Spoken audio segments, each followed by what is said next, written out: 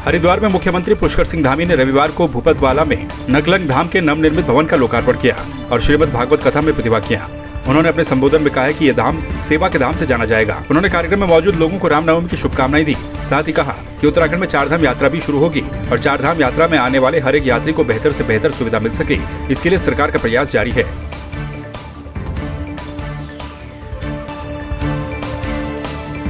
उत्तराखंड कांग्रेस में विधानसभा चुनाव के बाद से ही नेता प्रतिपक्ष और कांग्रेस प्रदेश अध्यक्ष का पद खाली पड़ा हुआ था, जिसको लेकर कांग्रेस पार्टी की कार्यकारी अध्यक्ष सोनिया गांधी ने करण मेहरा को पार्टी का नया प्रदेश अध्यक्ष, यशपाल आर्य को नेता प्रतिपक्ष, खटीमा से विधायक भुवन चंद्र कापड़ी को उप नेता प्रतिपक्ष बनाए हैं।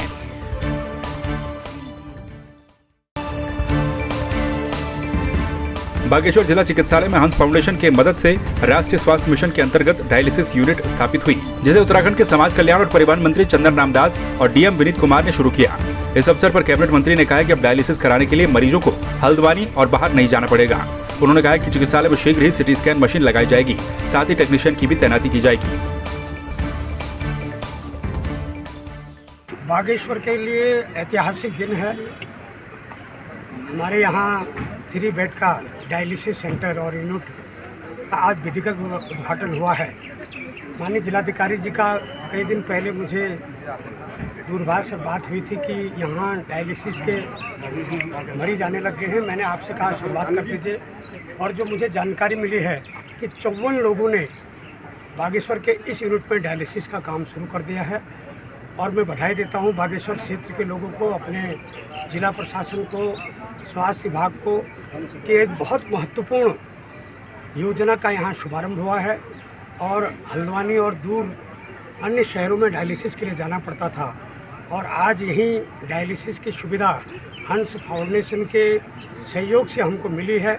मैं हंस फाउंडेशन को भी, स्वास्थ्य विभाग को भी, जिला प्रशासन को भी बहुत बहुत बधाई, शुभकामनाएं देता हूँ।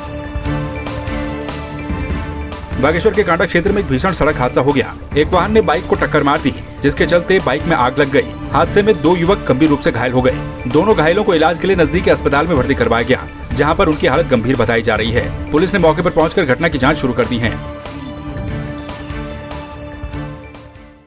पास ये किसी माध्यम से सूचना आई कि हॉस्पिटल वाली रोड पे जेठाई के पास, जेठाई वाली रोड के पास में ये बाइक पे आग लगी हुई है और बहुत धू धू करके जल रही है। ये सूचना पर मेरे से पहले मेरा सिपाही जो है राजकुमार है, जो थाना हर जगह ड्राइवर है, वो गश्त के लिए बाजार क्षेत्र में आ रहा था, तो उसने तुरंत ही देखा। तो उन्होंने जब बाइक को जलते हुए देखा तो उन्होंने तुरंत, उसके पास में 2 आदमी गिरे पड़े हुए थे, तो अपनी गाड़ी में रख के तुरंत हॉस्पिटलाइज, फर्स्ट एड के लिए तुरंत हॉस्पिटलाइज किया। उनको हॉस्पिटलाइज करने के बाद उनका यहाँ पे CSC कांडा में डॉक्टर द्वारा उपचार किया जा रहा है। इसके बाद में तुरंत जैसे ही सूचना मिली, मैं भी मौके पे पहुंचा तो मैंने देखा कि बाइक पे आग लगी है।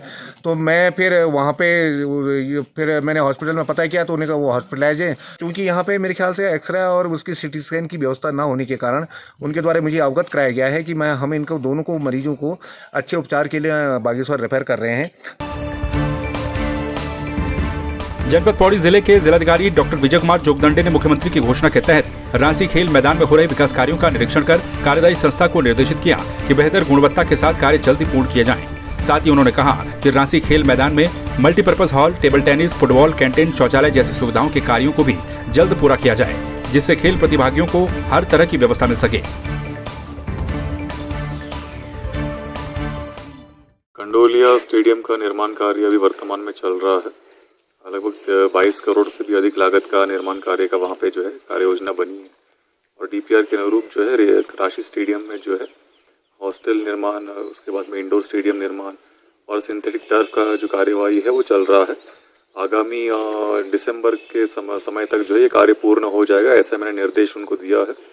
और उसके साथ साथ में हम लोगों ने जो है वहाँ से नज़दीक में एक हेलीपैड के लिए भी स्थान चयनित किया है भविष्य में, क्योंकि पौड़ी जनपद के आसपास में जो हेलीपैड है वो रांसी स्टेडियम में है, तो स्टेडियम के अंदर उतरना सही नहीं होगा। इसके लिए हमने एक अलग से हेलीपैड का भी चिन्हीकरण किया है, जो कि माननीय मुख्यमंत्री जी की घोषणा के अनुरूप उसका DPR बनने की कार्रवाई की जा रही है। आज समस्त अधिकारियों का समीक्षा बैठक भी आयोजित किया जा रहा है, उसके साथ साथ में निरीक्षण भी दोबारा से किया जाएगा। उसमें सुरक्षा के मानक पूर्ण रूप से अनुपालन करने के निर्देश हम जारी कर रहे हैं। साथ में कार्य की प्रगति भी जो है गुणवत्तापूर्वक और समय से पूर्ण करने का निर्देश दिया जा रहा है। निरीक्षण करने का मतलब होता है कि दूसरे को सजग करना। अगर यहाँ पर डीएम साहब बराबर आ रहे हैं, निरीक्षण कर रहे हैं, या पत्रकार लोग बराबर आ रहे हैं, तब तो इस कार्य की प्रगति होगी।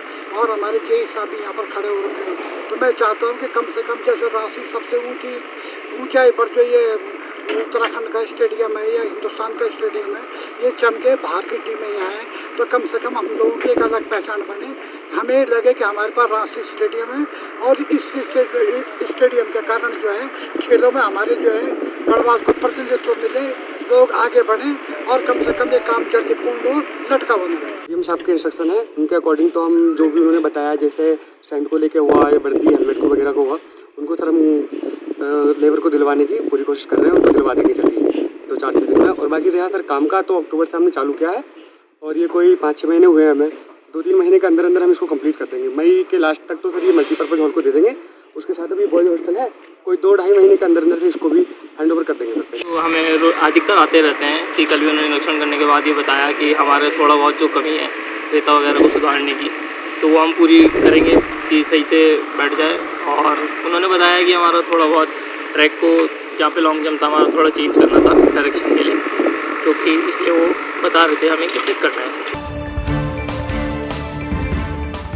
चमोली के हेमंत कवि चंद्र कुमार बर्तवाल राजकीय महाविद्यालय पोखरी का वार्षिक खेल समारोह पुरस्कार वितरण के साथ संपन्न हुआ, जिसमें दौड़, चक्का फेंक, लंबी कूद, कैरम जैसे खेल शामिल थे। छात्रों ने प्रतियोगिता में अपना हुनर दिखाया। वहीं 2 दिवसीय खेल प्रतियोगिता में सर्वश्रेष्ठ खिलाड़ी शांति कुमार और छात्राओं में सर्वश्रेष्ठ खिलाड़ी कुमारी प्रीति BA प्रथम वर्ष को चुना गया।